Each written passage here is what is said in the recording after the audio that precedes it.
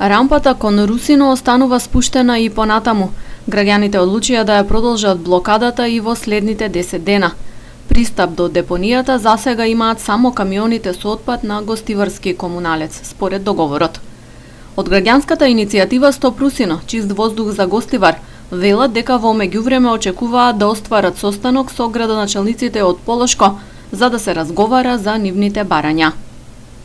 Значи бараме санација, хитна санација, да се соберат отпадните води, за да не излегуваат од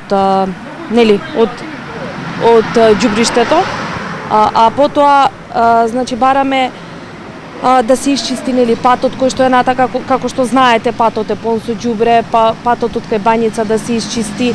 Во некои од барањата значи имаме и кажано дека треба да се санираат камионите, пошто мора да поминуваат за кратко време ако влегуваат низ Гостивар. Ова е трет пат поред како се продолжува блокадата на Русино. Граѓаните веќе еден месец дежураат на рампата по 24 часа. Ние сме горда сум на нас и на Гостивар.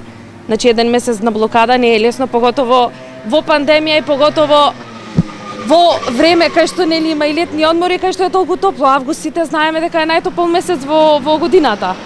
Така да добро е. Среќни сме. Како се организиравте и дали добивте поддршка од граѓаните? Поддршката искрено на терен е малце помала од тоа што треба да биде реално. Сите се на Facebook, онака, тука сме само викнетене, но кога се работи за дежурства, пошто луѓето работат еден месец, не еден ден или 2 дена, за еден или 2 дена, сите се тука. Но имаме луѓе кои што се константно на блокада, имаме и смени, имаме поддршка од Гостивар.